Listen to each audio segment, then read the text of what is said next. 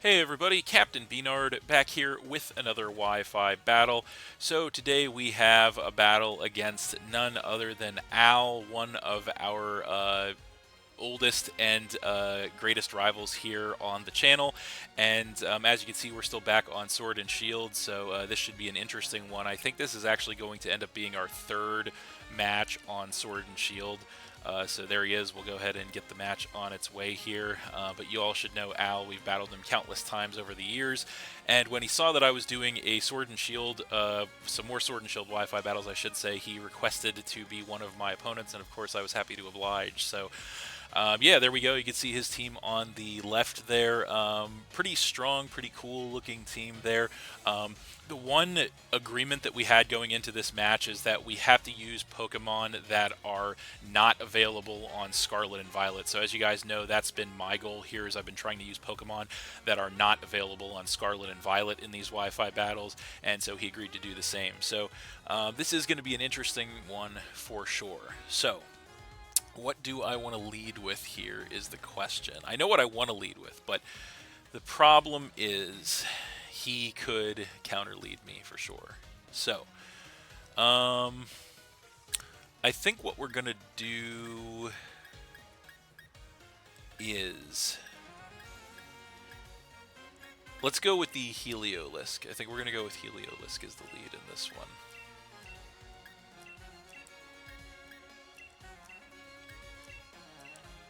And we'll see how that works out, as he's still making his selection there. So yeah, this looks to be pretty cool. So yeah, we'll see what we can do here. We'll see how it works out. He's definitely always got something interesting up his sleeve for us, that's for sure. So I'm sure this will be no exception.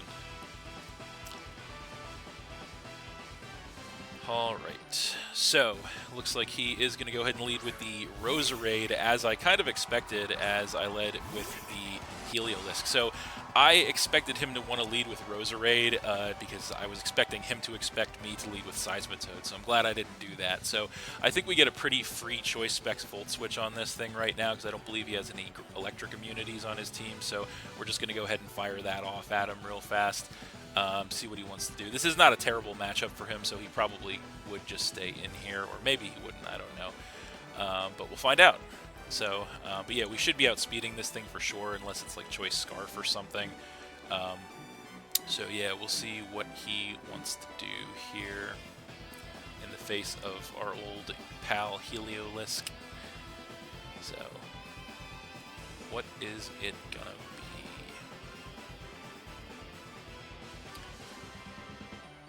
What's it going to be? Alright, so he does stay in. We get that Choice Specs Volt Switch. Does do some respectable chip damage to this thing for sure. We are max special attack as well. And so now we have to decide what to bring in on this thing. And I feel like our best answer is probably the Aegislash. I don't know. I mean, I guess Roserade does get some attack. It does get ghost coverage. But that would be awfully bold of him to go for that right now. I think we go Aegislash because we have a resistance and an immunity to both of his stab moves, so I think that's the plan. So there's the Aegislash, as he does Giga Drain, so that's fine. We don't take too much damage from that, and he does regain a little bit of HP from that, not too much. So he is also going to get some HP back with his Black Sludge, and we are going to get some HP back with our leftovers. So he definitely could have the ghost coverage on hand for us. We know we should be able to take one from this thing. So I feel pretty confident in going in and firing off an Iron Head here. I think that's the best play at this point, so that's what we're going to do. Because Aegislash obviously has great defense as well in shield form, so he is going to substitute, interestingly enough. So that's an interesting play from him. It is a smart play as well, because that forces us to change to Blade form to go for the Iron Head on this thing. So that will surely break the substitute, which is nice.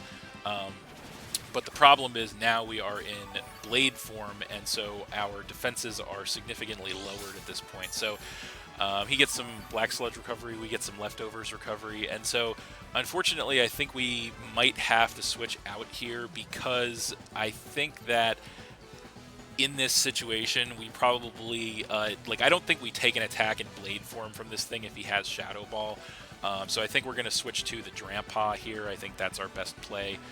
So that's what we're going to do. We do have the Grass resistance as well, and I really don't think he would go for a Poison attack in the face of a Steel type. That would be an awfully bold play on his part if he does do that. So, yeah, I feel like our...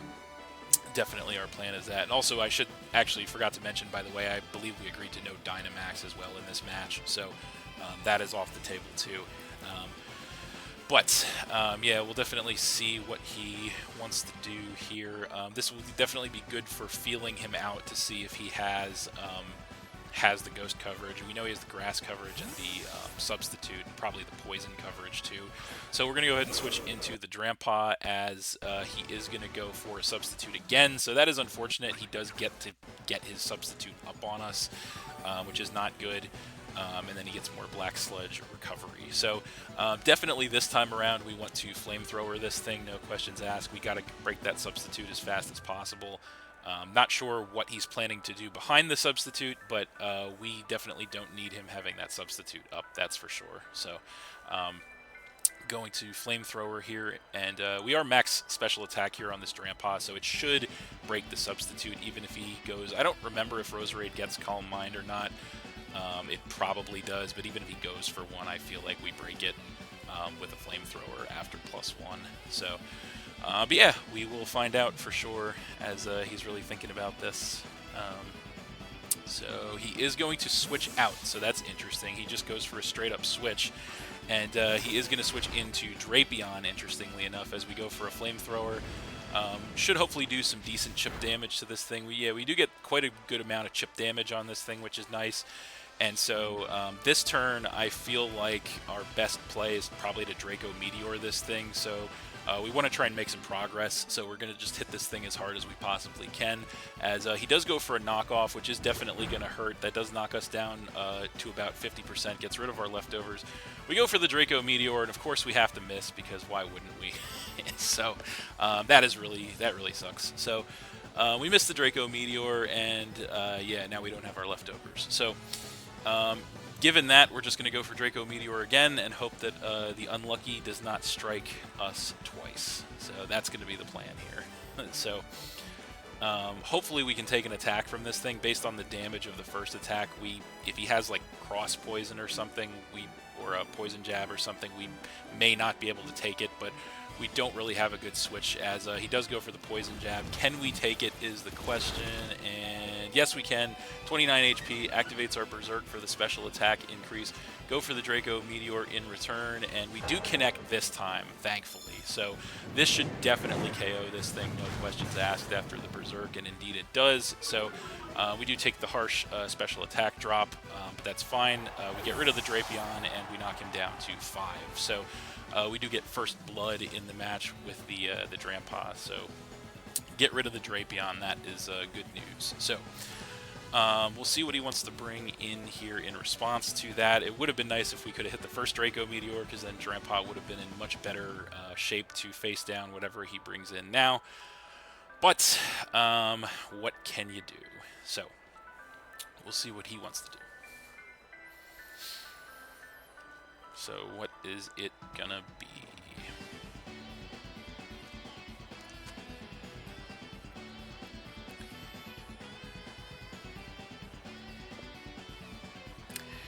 And so it is going to be the Obstagoon.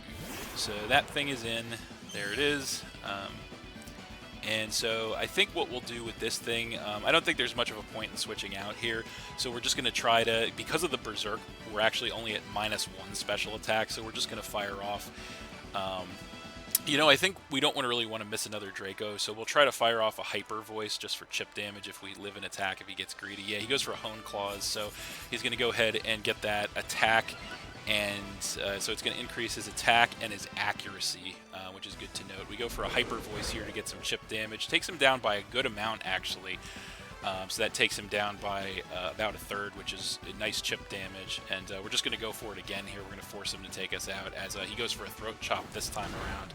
And that will definitely finish our Drampa off and knock us down to 5. So he is at +1 attack. We have to be mindful of that. And I think our best switch in this situation is going to be the Archeops, so that's what we're going to do. We're Choice Scarf, so we know we outspeed him for sure, because he's not Choice Scarf, and I think Archeops naturally outspeeds Obstagoon anyway, so we can pretty safely go for a U-turn here, so that's exactly what we're going to do. He may switch, he may stay in. I think if he stays in, we might take him out, but no, he's going to Obstruct. Okay, so he's going to go for the Obstruct, so that's basically Protect. So the U-turn is going to bounce off him, of course, and then I forget if there's a secondary. Yeah, it's going to drop our defense. Okay, so now I have to try and remember if Obstagoon gets Sucker Punch, because I really don't remember. I feel like it might. I super do not remember if Obstagoon gets Sucker Punch or not, but I kind of really need to, I think, look it up quickly in this situation. Because if he does, I feel like we need to switch if he gets Sucker Punch. I don't think he does. I don't believe he gets Sucker Punch, no.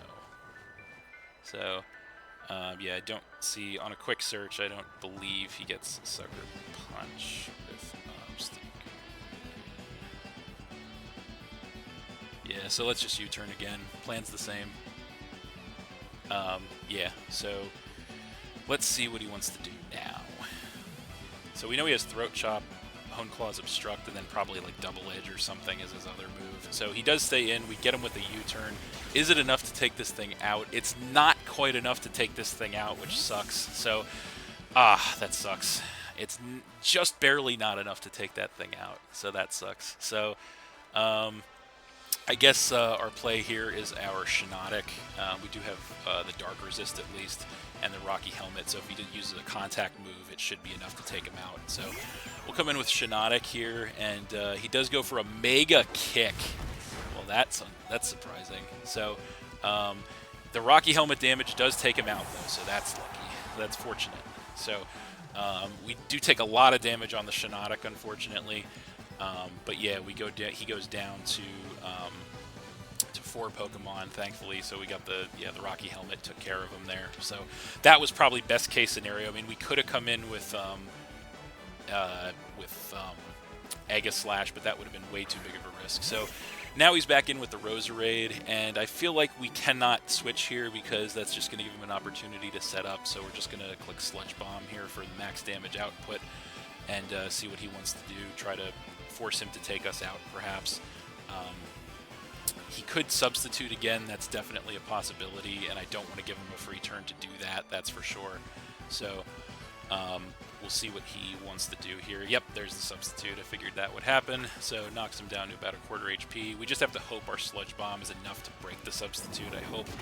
We're max special attack, hit him up, and it does break it, so that's fortunate. So he is going to get some HP back with the Black Sludge once again. And so yeah, our play here is simply just to spam that Sludge Bomb until he takes us out. We're not going to give him a chance to get that substitute up, that's for sure. So we're going to, now that we know the Sludge Bomb breaks the substitute, yeah, he's just going to Giga Drain us. Does it take us out, though? Unfortunately, it does. Yeah, we were just too low off that Mega Kick. So so that sucks. So we do lose Shiinotic there, and we go down to 5. So I'm sorry, 4. So but you know what? I think it's okay. So I think now we go back to Archeops. I think that's our play here, is we go back to Archeops. So that's what we're going to do. And so I feel like our best move here is to, all his dark resistances are gone, so let's knock off. That's definitely our best move here. We go for the knockoff. Should take him out, I think, from that range. Yeah, it definitely takes him out from that range. So Roserade is down, so that's good. That thing was a menace. So we get rid of the Roserade, and we knock him down to 3 Pokemon. So that is definitely good for us. So Archeops is definitely doing some good things in this match for us as well, which is nice. So the only bad news is we are choice locked into knockoff, so if he knows this, he can account for that, obviously, with whatever he comes in with next. But we'll have to see what he wants to do here. So, but looking pretty solid game so far. So So he is going to come in with Cofagrigus, interestingly enough. So I'm not sure why. This thing does have massive physical defense. That could be why. So I feel like, as much as I want to, I feel like we just stay in and knock this thing off. I think that's the play. So that's what we're going to do. We're just going to knock this thing off right away. I know this thing doesn't have the best attack stats, but it is an interesting Pokemon. It's got a great defense stat. So yeah, we're going to hit him with a knockoff and hopefully do a lot of damage and get rid of whatever his item is. So that is the plan here. And so yeah, there we go. We get the knockoff on this thing. Does massive damage, knocks him below half. Mummy is actually going to take our defeatist ability away from us, which is actually a good thing. We get rid of his Citrus Berry, which is nice. He does go for a Will-O-Wisp, which sucks, because that's going to burn us and lower our attack stat anyway. So that's unfortunate. And then we are going to take some burn damage there. So Archeops did do some good there, which is nice. But now, unfortunately, burned, I don't think knockoff is going to do nearly enough damage, and especially since his item is gone. That's not going to be a viable option here. So I think our best option when facing down this Cofagrigus is to play this. Let's go. Yeah, let's go back to the Heliolisk. I think that's the play because he could be going for like a Hex or something. So yeah, Heliolisk I think is the play, and we don't want another physical attacker to get burned. So we come in with that. He goes Pain Split, so that's unfortunate.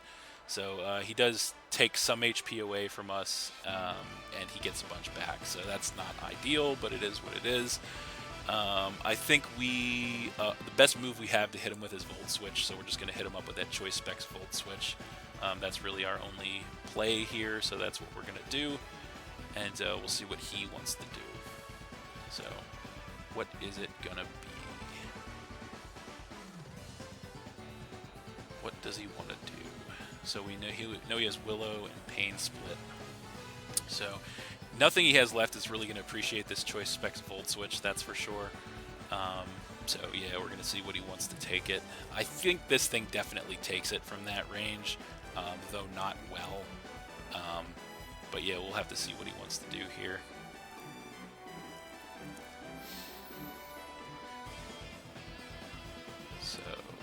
Alright, so he does switch, which is fine, and what does he bring in here? Crobat. Okay, so that is a huge gamble on his side, bringing Crobat in the face of an electric Pokemon, so we just obliterate that thing with the Choice Specs Volt Switch, so that's totally fine. So Crobat is down, and he goes down to 2, so he definitely made a risky gamble there that did not pay off for him at all. So that's good news for us. So I think what we want to do here is... Now we have to bring something in, though. That's the question. So we really don't want to get another physical attacker burned. So I think our best option is probably just to go for the Archeops, honestly. So that is what we're going to do. And so there we go, and we are going to take some burn damage. So he's got 2 Pokemon left. He's got that Cofagrigus, and he's got that Miltank. So now he is going to come in with what is, in fact, his signature Pokemon, and that is, in fact, the Miltank. So the question is, how do we want to try and handle this Miltank? And I think our best answer, first thing, I mean, we're going to have to play the long game against the Miltank, I think, because he could definitely start setting some boosts up against us. We could knock him off. We could U-turn out. I don't really want to U-turn out, though. I feel like knockoff's better. So let's go knockoff first and foremost, just to get rid of his item. So we know we outspeed him.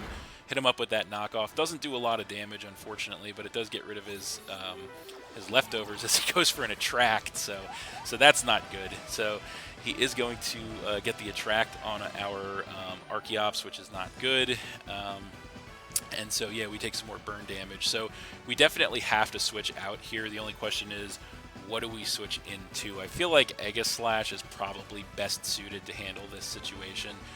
So that's what we're going to do. He obviously could have coverage on hand, like a ground move or something, but I don't think he would go for that in the face of Archeops. So we come in with Aegislash. He does go for a Body Slam, which does hit us, actually, I should say, because it's Scrappy, but it still does not do too much damage, which is nice, and then we get some HP back with our leftovers. So I think unfortunately, all of our Pokemon are male, so he's going to be able to attract us all, so we're just going to have to hope to get lucky with that.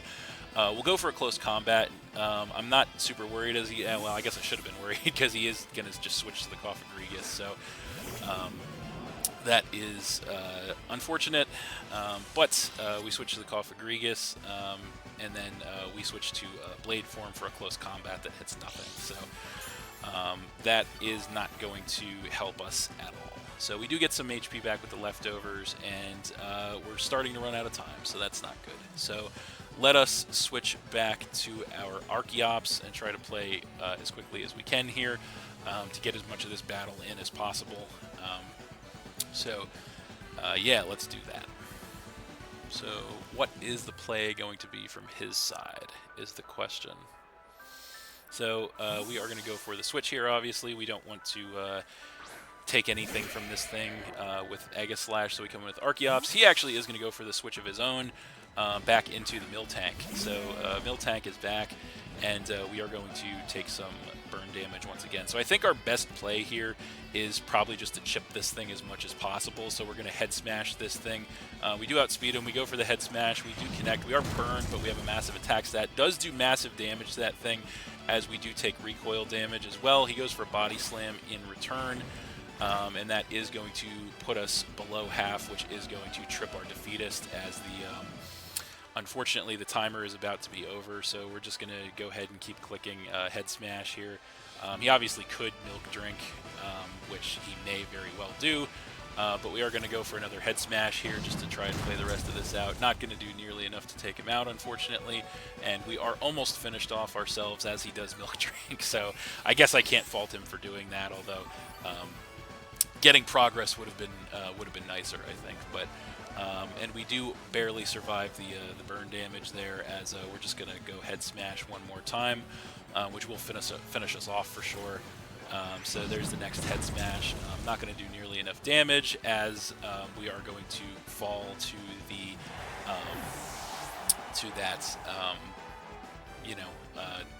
we are going to fall, of course, to the the recoil damage. So timer is over at this point. So yeah, it doesn't really matter what we come in with at this point. So we'll just come in with the Heliolisk. It doesn't really matter because the timer is up. So there's the Heliolisk, and yeah, we would just go ahead and click our Volt switch here to break the substitute, obviously. But it's not going to matter because the timer is up and the battle is over, and so that is game. So we are going to win that one 3-2 against Al, but that was a pretty fun match, actually, highly competitive, pretty high octane game there for sure. We will go ahead and quit the match. But yeah, this is actually our first match in our return to Sword and Shield that the timer does play a factor, and of course the first one against a known opponent here. But we do get a technicality victory there, 3-2, thanks to the timer. Not sure how that one would have played out, quite honestly. I feel like we were in a good position to win that. Although obviously nothing is guaranteed, but we were definitely in a commanding position in the game there at the end. But a very solid game, a very fun match against Al, as always. So that's going to do it for this one. Thanks for watching again, everybody. Hope you all enjoyed. Please hit that like button, leave a comment, and or subscribe if you did enjoy, and stay tuned for more new battles in the future. So that's it, and we'll see you next time.